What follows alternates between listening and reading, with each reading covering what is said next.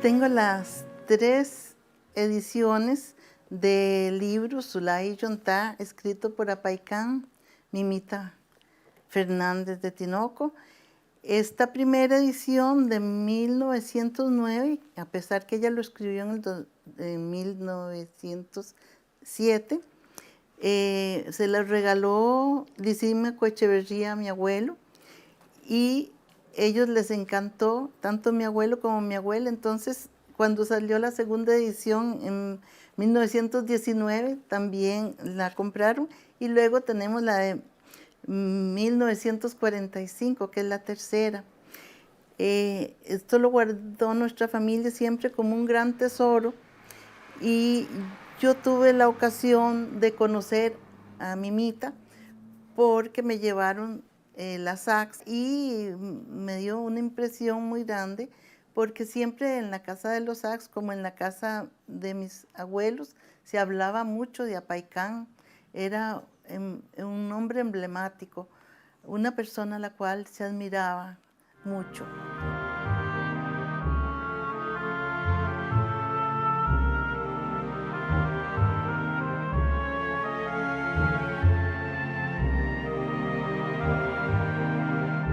Esta leyenda indígena fue concebida en el año 1907, cuando Federico y yo vivíamos en nuestra hacienda María, allá en el cantón de Juan Viñas.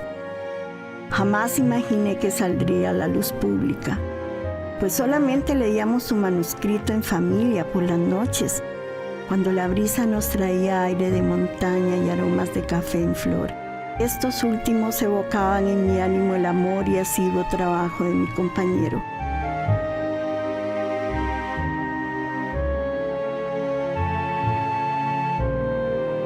Este es mi esposo, Federico. Y esta soy yo, María Fernández de Tinoco.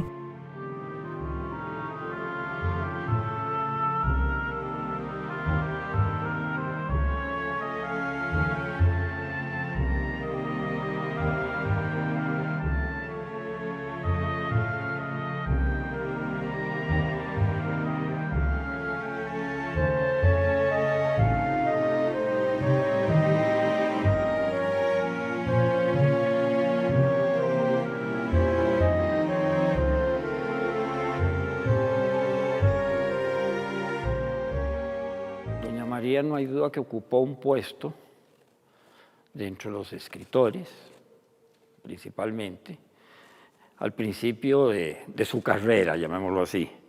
Luego, cuando ya llegó a primera dama, luego el posterior exilio, ya doña María como que desapareció y quedó como unida al destino de Tinoco, o sea, al destino de don Federico, que se empeñaron en borrarlo.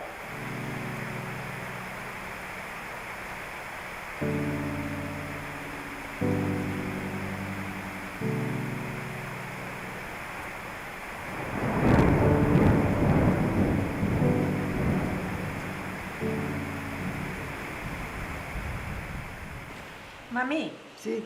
¿Y entonces yo que soy de Mimita? Bueno, serías sobrina bisnieta, porque vos y yo somos sobrinas nietas, Sí, ¿verdad? sí. Sería sobrina bisnieta.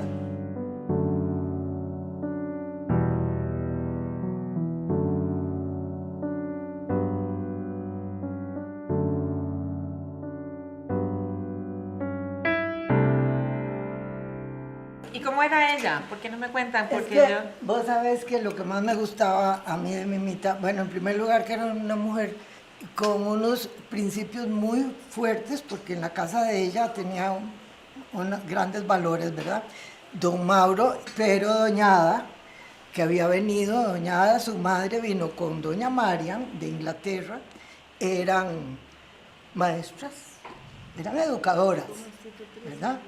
Eran educadoras, y doña Marian, la hermana de nuestra bisabuela, fue la primera directora del colegio de señoritas.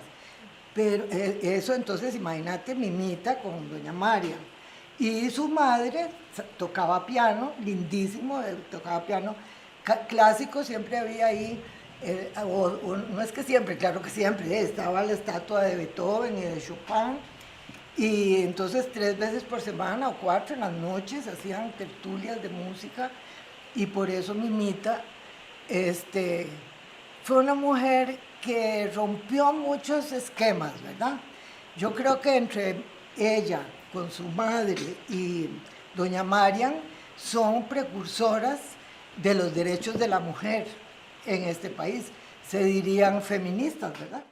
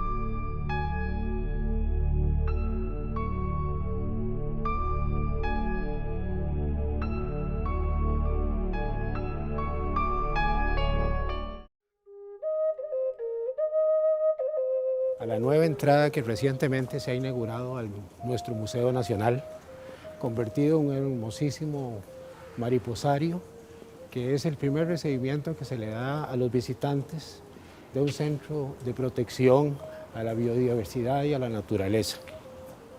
Ingresaremos a esta propiedad que tiene muchísimo significado para mi familia y que en realidad tiene 3 etapas en su historia.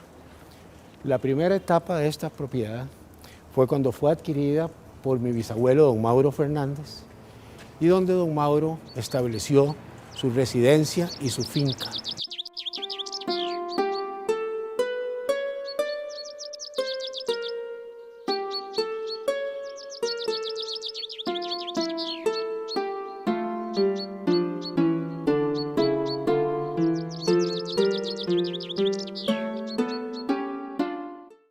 Esa propiedad la tuvo alrededor de 1877 a más o menos 1914, 1915, en que mi familia la vende al gobierno de don Alfredo González Flores para la construcción del cuartel Bellavista.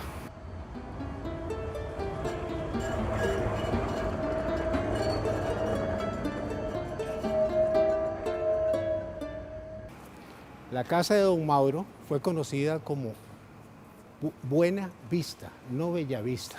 Buena Vista estaba rodeada de una gran extensión de carácter rural y agrícola, donde actualmente está la Plaza de la Democracia. Existió un potrero que se llamaba el Potrero de don Mauro o Potrero El Turrujal.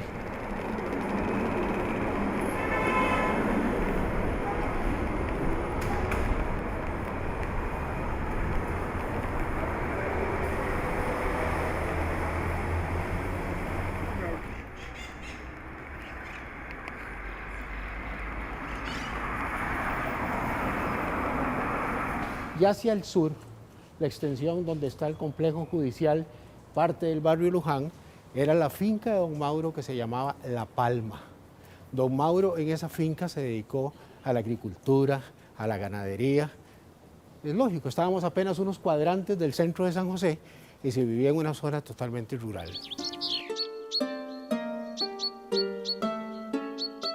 Posteriormente a la muerte de mi bisabuela, la propiedad se vende al gobierno de González Flores y se convierte lamentablemente en un centro militar.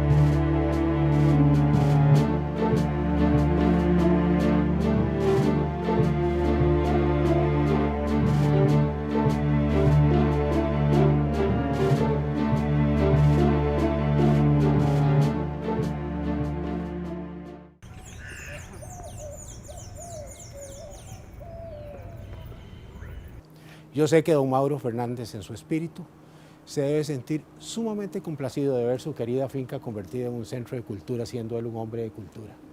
Y que toda esa etapa intermedia de un cuartel bélico lleno de soldados en Costa Rica, imagen que no tenemos hace 60 años, gracias a Dios. Ahora yo, un descendiente de don Mauro, vuelvo a venir a estas tierras, a esta propiedad donde nació mi abuelo, donde vivió mi bisabuelo y que tantos recuerdos nos traen para la cultura costarricense.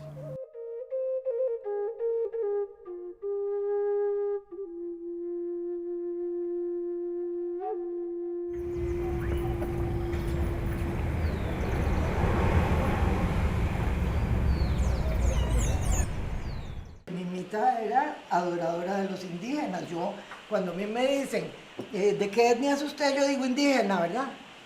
La gente se ríe, ¿verdad? Pero eso es lo que yo quisiera hacer, indígena, porque fue un legado de Mimita, me parece. Sí. ¿A vos qué te parece? Yo era una mujer que irradiaba bondad, irradiaba sabiduría. Tantas cualidades tenía Mimita que sería imposible como decírselas, pero sí sabemos que fue una mujer completa. Pero ¿qué pasará con Julio, que no aparece? Que seguro la lluvia, ¿no? Ay, ¿Qué aguacero que hay? Y Jaime. ¿Ya hay, Julito? ¿Cómo les va? ¿Ya hay? Hola, Julito. Ay, qué dicha verlos reunidos. Ya hay, sí, qué linda Ya, familia, ¿Cómo han ¿verdad? estado? Sí, claro. Dios. ¿Hay Bienvenido. café? Un cafecito, sí. Sí. Sí. Ay, sí. Pero nos falta Jaime, que era el de los chiquillos. Y No, es que Jaime se atrasó un poquito, es que llovió demasiado. llamó para Sí, decir yo que... vi. Ah, bueno.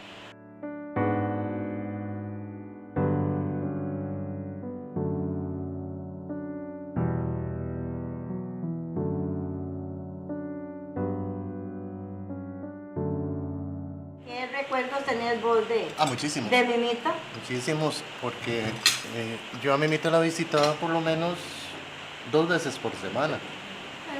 Sí, claro. Muchísimas veces. Y es que me gustaba cómo ella conversaba, la dulzura que ella proyectaba y todo su manera de ser tan bonita. Y aparte de eso, uno como chiquillo le daba a uno cosas ricas de comer. Tal vez haciendo algún sacrificio, porque uno no realizaba en esos momentos cómo ella vivía, ¿verdad? Su estatus económico fue Sí, claro, no fue, bastante difícil, ¿verdad? no fue nada Después fácil. de... Dificilísimo fue. Porque el apartamento sí era pues, bastante céntrico, bonito, habitable, pero muy pequeño, ¿verdad? Claro, era para una persona. Pero sí. Pero ella te contaba historias muy lindas de niño. Claro, historias lindísimas y me enseñó toda la gestación en su mente del libro Zula y Yontada, ella todo me lo explicó. Claro, a estas alturas pues no se acuerda uno de mucho.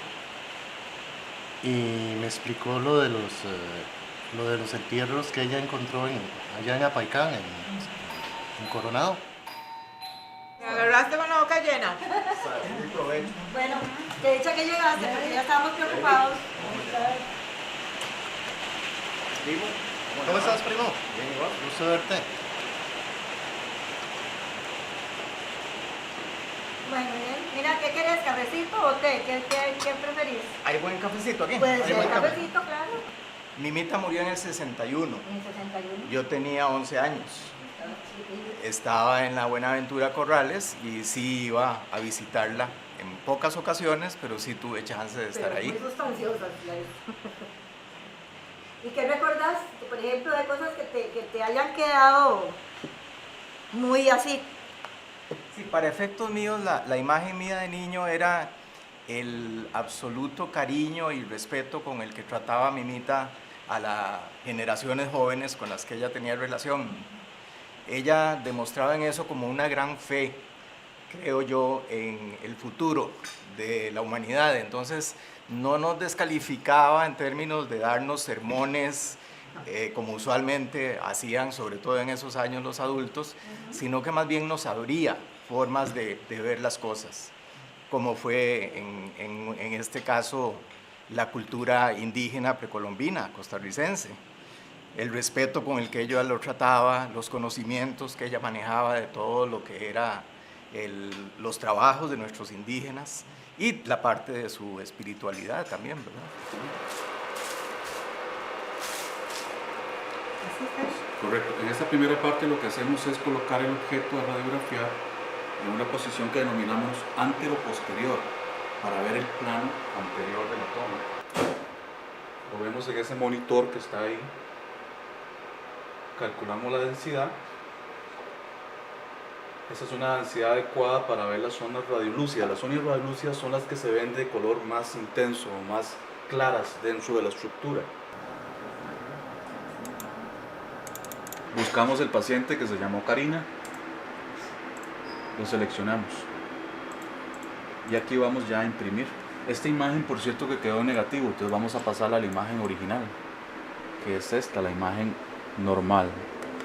Ahí ya viene saliendo lo que llamamos la radiografía, que es el producto final. Para chequear que la calidad es adecuada, utilizamos estos aparatos. Se llaman negatoscopios. Se coloca la radiografía y así chequea que esté bien todo correcto. Lo que les decía, el ducto de aire de entrada, ¿la ven? Este es el ducto de aire de entrada. Estos son los compartimentos por donde sale el aire. En esta vista se ven bien los 6 espacios que son las salidas de aire. Primera vez que radiografío una pieza precolombina. Hemos tenido experiencia en otro tipo de arte, ¿verdad? Pero con una pieza precolombina es la primera vez. Y la verdad, viendo la calidad de la imagen y viendo la estructura de la pieza, me parece una pieza, por cierto, consistente, bastante consistente. Es su estructura externa, que es esta estructura de acá afuera, se ve fuerte, se ve bastante fuerte. Me parece que tiene una densidad similar quizás a la del hueso de la ulna, que es este hueso de acá, o de los falanges de la mano.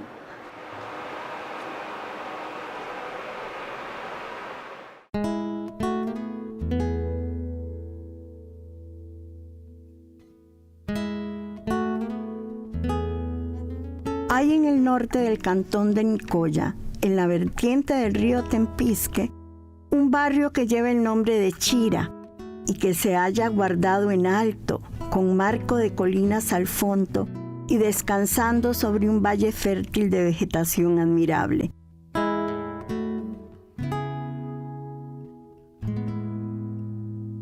Rodeando esta joyita artística de la naturaleza están los barrios de San Lázaro, San Vicente y Santa Bárbara, notables todos en la provincia de Guanacaste por sus huacas indígenas, la excelencia de sus arcillas, la variedad de ocres que hay para pintar las vasijas de barro y más que todo, por haberse conservado los últimos rastros de la industria alfarera tan notable entre los indios de Nicoya, al tiempo de la conquista española.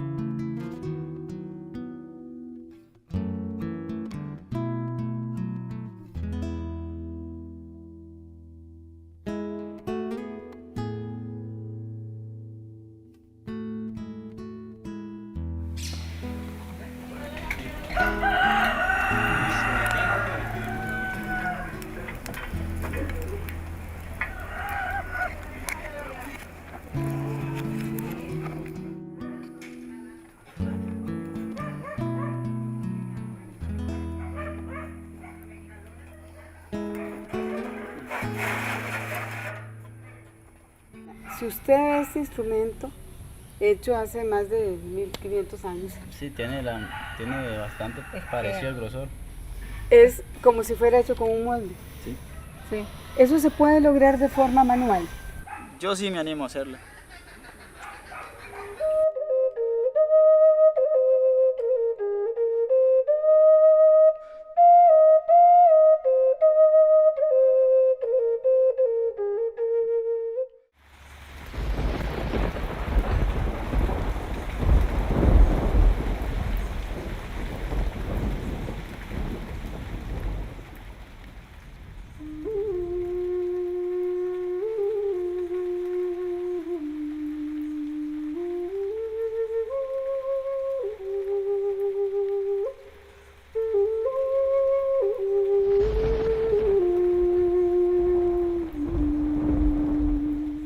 busco en el museo muestras de esa cerámica huetar de la que doña María Fernández de Tinoco habló en ese trabajo que yo le escuché.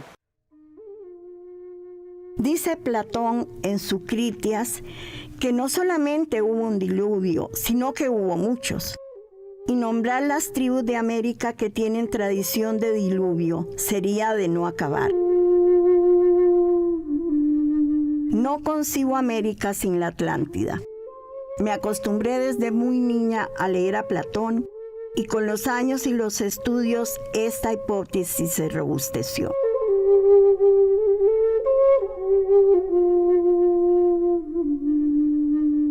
Si no logro convencer con este ensayo, solicito la gentil benevolencia de este alto cuerpo hacia una fervorosa amante de los indios de mi tierra, arqueóloga solamente por innata vocación, que en busca de luz ha tenido oportunidad de excavar zonas arqueológicas en casi toda la República de Costa Rica.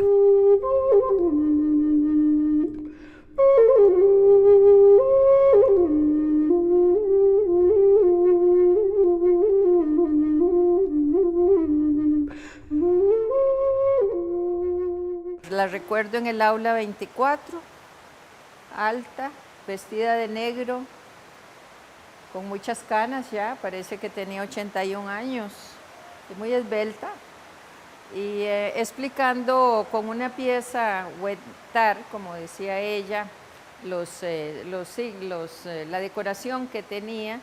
La ponencia lleva un nombre como descifre de signos jeroglíficos en la cerámica huetar.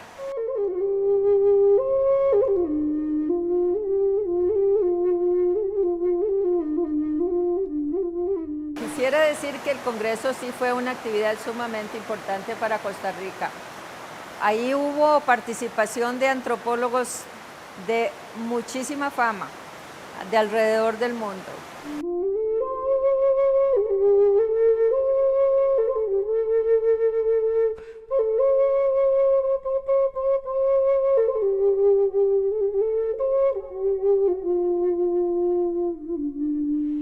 ¿Cómo era aquel cuento que tenía que llegaba un indio todas las noches ahí y que era el espíritu del indio porque ella se había traído no sé qué? ¿Cómo era, Jaime? Exactamente así fue, yo creo haberlo escuchado. Sí.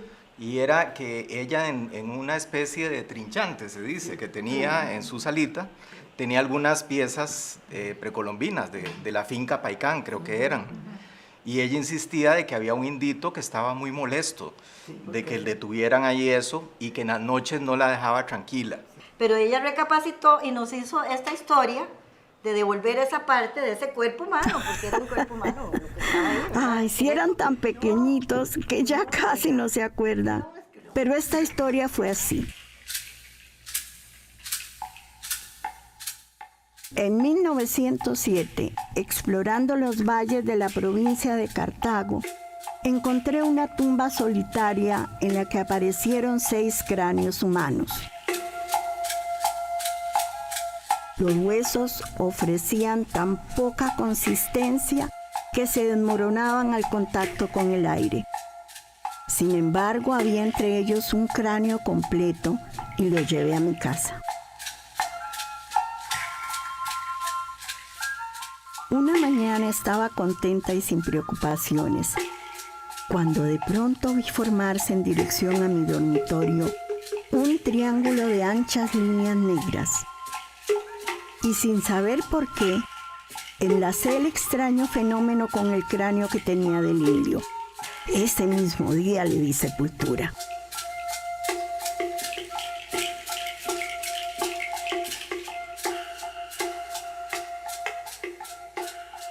Era un cráneo. Era un cráneo. Claro. Vos por lo eso, estarías mortal. claro, me lo están confirmando. ¿Cómo Es se decir, te ocurre? me acaba de llegar a mi mente que era un cráneo.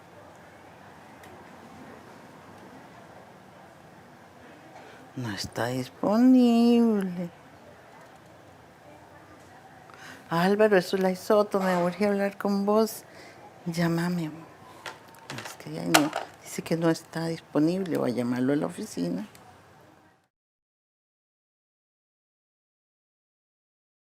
Gracias al libro de ella, Zulay Yontá, fue que me pusieron a mí, por insistencia de mis abuelos, especialmente mi abuelita, María Rosa Méndez, me pusieron Zulay. Y entonces se imaginan, para mí esto es un tesoro. En 1919 repetimos la edición de Zulay Yontá con 1000 ejemplares. Y siguiendo mis impulsos de 10 años atrás, no quise lucrar con ella. La obsequié a la gota de leche, en beneficio de los niños menesterosos que ayudaba a esa noble institución.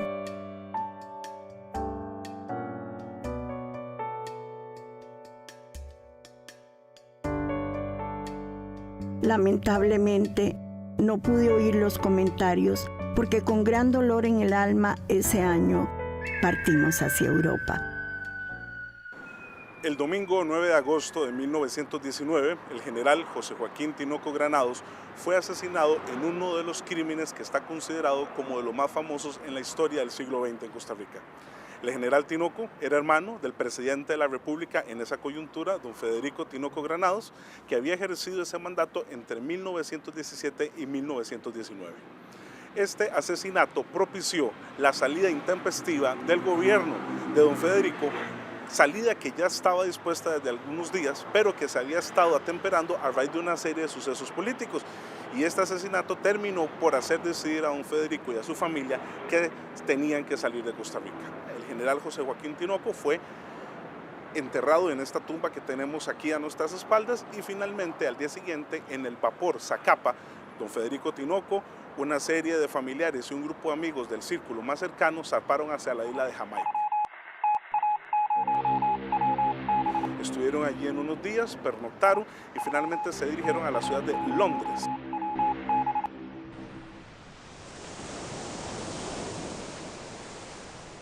Y posteriormente a la ciudad de Sevilla.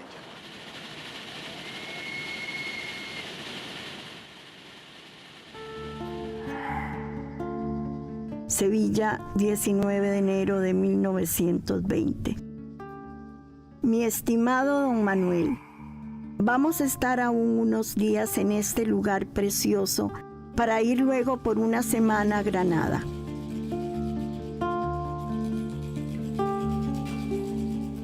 Le envío el periódico El Sol del 17 del presente. Trae un cable de América. Federico no sabe si es un cable formulado en Europa por algún enemigo de él o si se trata en realidad de que estén ejerciendo venganzas en Costa Rica sobre sus amigos bajo el falso pretexto de que ellos quieren revolucionar a favor de él.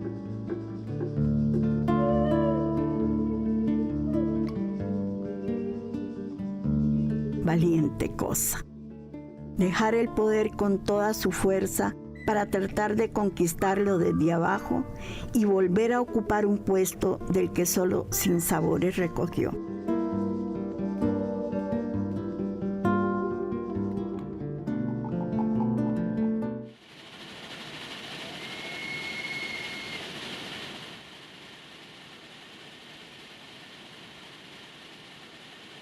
Una serie de decisiones familiares llevaron a la familia Tinoco a trasladarse a la ciudad de París, en Francia, y finalmente establecerse en un domicilio ubicado en el barrio de la Motte-le-Petit, en donde vivirían los próximos años.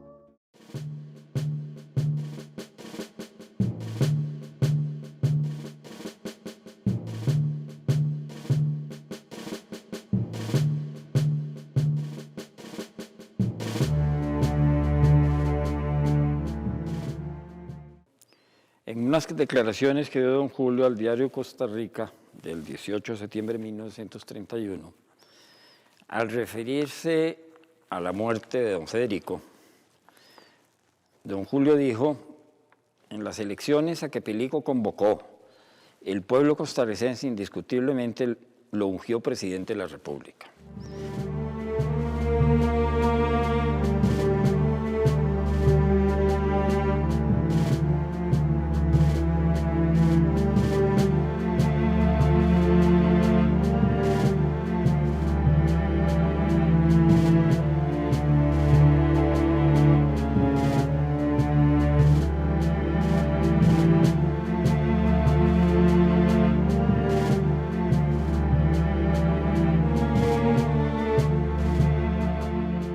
Después fue que ocurrió algo muy interesante.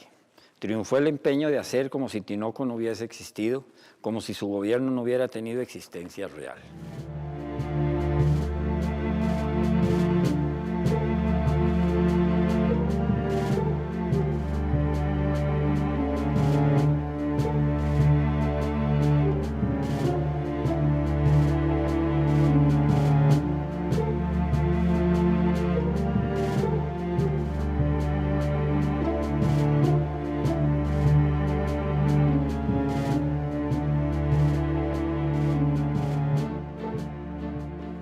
Las cóleras de un momento dado lo quisieron borrar de una plumada de nuestros anales, pero no es posible destruir lo que existió, y ahí está su figura incrustada en la memoria de nuestro pueblo sin que haya nada en el mundo que pueda arrancarla de allí.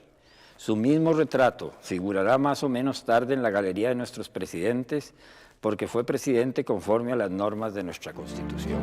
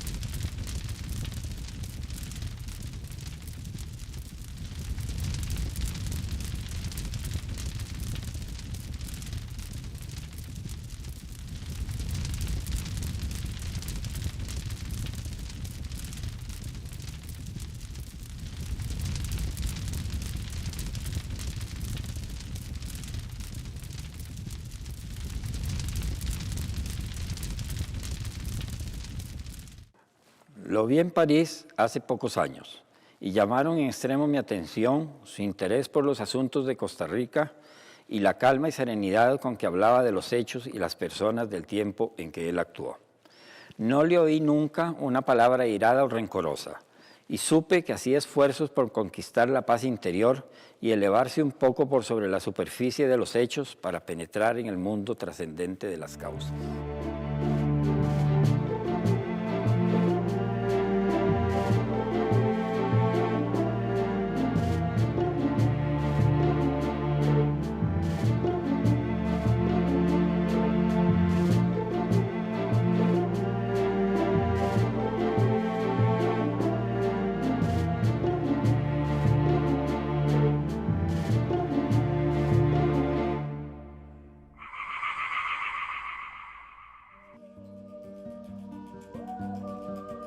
Han pasado ya 26 años desde la segunda edición de Zulay y Yontá.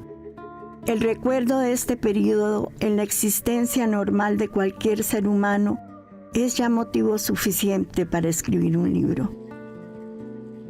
En esos 5 lustros, Zulay y Yontá repitieron su eco de añoranza. Había llegado el momento de hacer una tercera edición. Un Sésamo, ábrete fue mi premio. Tenías ahí una dedicatoria muy especial, ¿verdad? En el libro. Está la dedicatoria de Zulay y Yontá. Sí, esta es la tercera edición de Zulay y Yontá. que está editada en 1945 por la Imprenta Nacional. Ella le dedica el libro, dedico estas páginas a la memoria de mi padre, Mauro Fernández Acuña, y a mi madre, Ada Lecapelain de Fernández. Y la dedicatoria dice María de los Ángeles, a mi mamá. No sé cómo recibirá la generación actual juvenil este libro escrito con el entusiasmo que produce la inspiración. Fue concebido hace mucho más de un tercio de siglo y lleva ya su tercer tiraje material. Como jamás tuve la dicha de la maternidad, en estas heroínas puse toda la ternura que despiertan las hijas en el corazón femenino. No fue sino una transmutación del fuego creador que llevamos en nosotros mismos, en amor por el fruto de aquella inspiración. Te lo dedico con inmenso cariño, anhelo que algún placer te dé su lectura y deseo que me des tu opinión y la de tus compañeritas. Es sencillo y está saturado con el perfume de la sinceridad. Tu tía que mucho te admira y quiere, María Fernández de Tinoco, junio de 1946. Ay, qué belleza.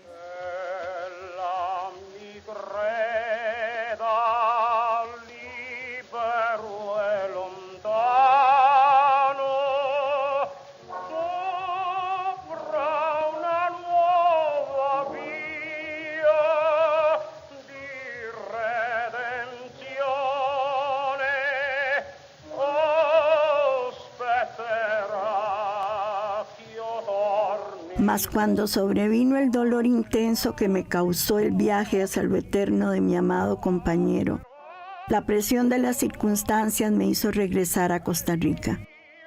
Acepté un cargo de arqueología e historia en nuestro Museo Nacional.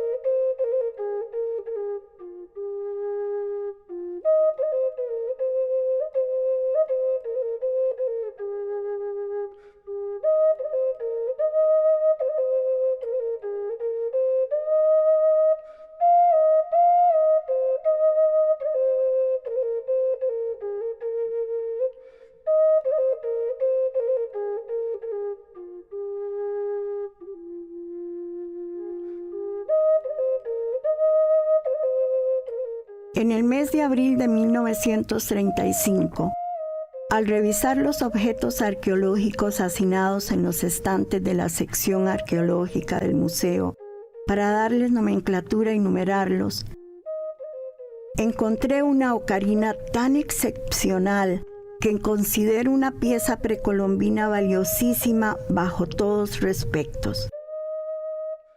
Me atrevo a decir que este hallazgo es único en su género, pues no existen ni en las colecciones del museo, ni en colecciones particulares que sepamos, ningún instrumento de nuestros aborígenes que se le pueda comparar.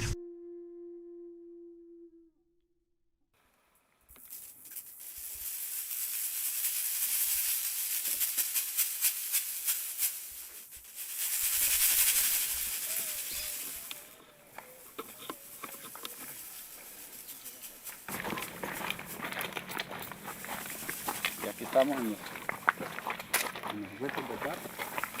Acá el negro, en este sector está el valle. Acá.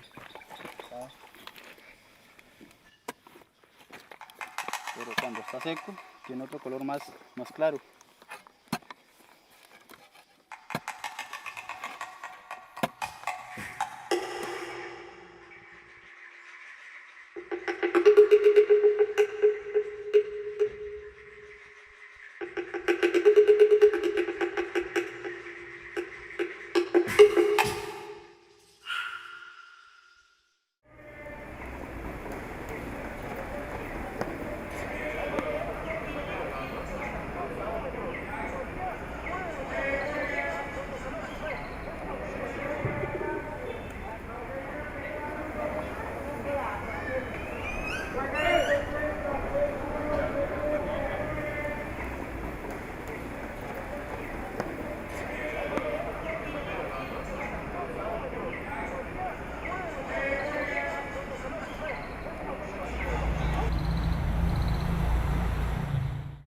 Soberano Congreso Constitucional.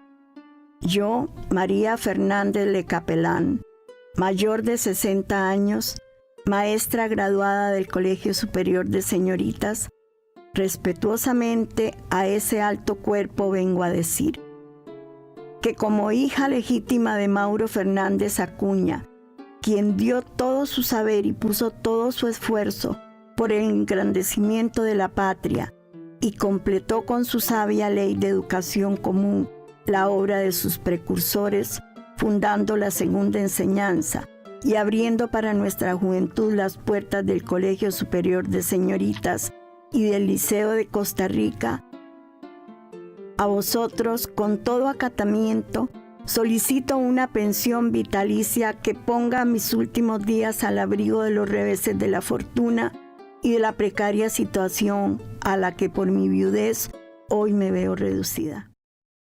No tengo duda que la reforma de su padre y la importancia que le dio a la educación influyó muchísimo en doña María, pero también las ideas de doña Marian y de doña Ada, que en algunos libros de historia se dice que sobre todo doña Marian posiblemente fue una de las primeras feministas de este país, y creo que doña María debe ser como una síntesis de esas dos influencias.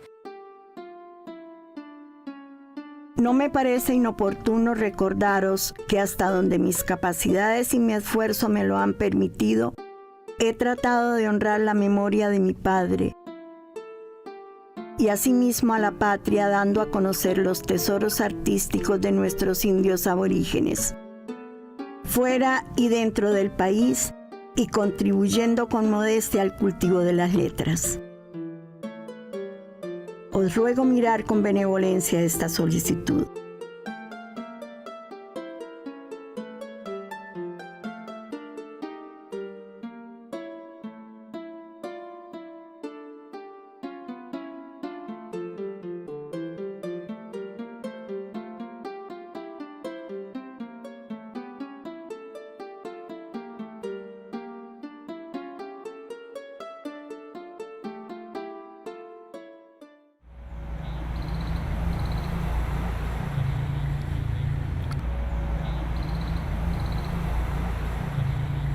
Yo creo que no la querían porque como ella era teosofista, iba en la noche a reunirse con los teósofos y muy pocas señoras iban. ¿Sí? Y era muy mal visto, Era porque muy las mal señoras tenían que estar en su casa con los chiquitos, dando órdenes, en fin, y haciendo tonto seguro, no sé.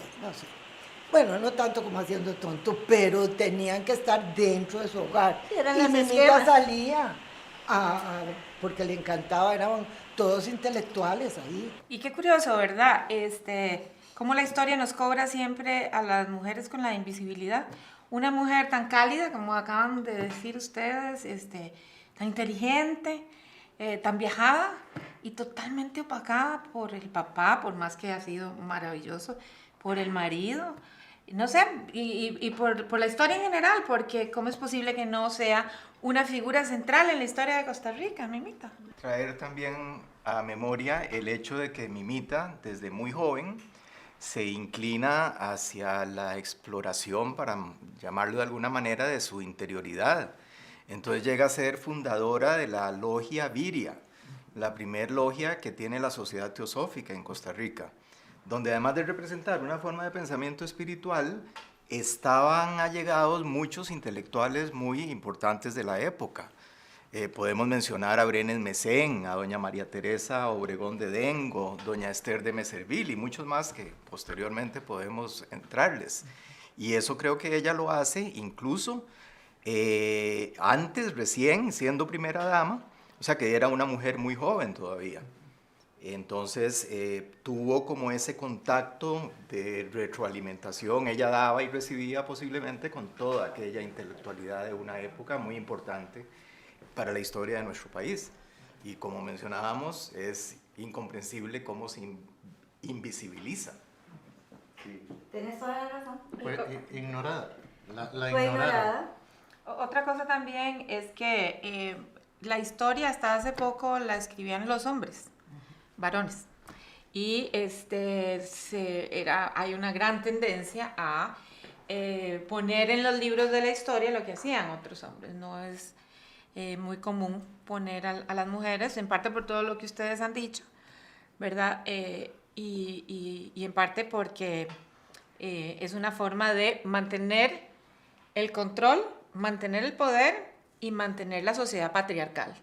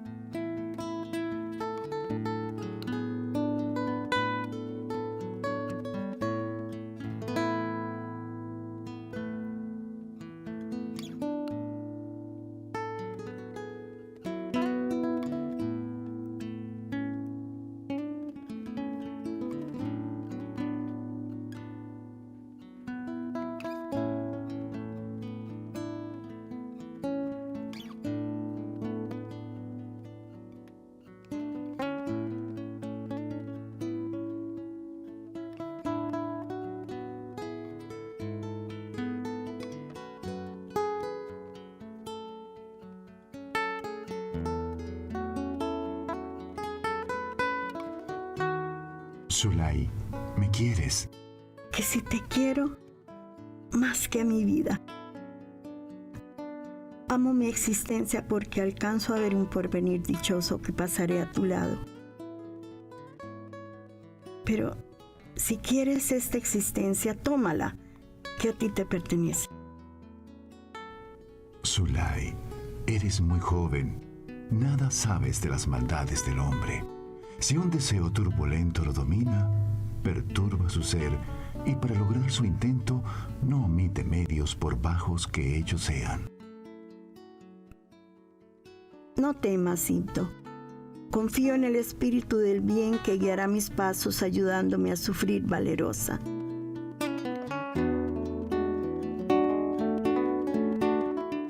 Pensaré en ti siempre y ansío el día de mi boda para ver hundirse el sol y recibir la luz que tú darás a mi alma.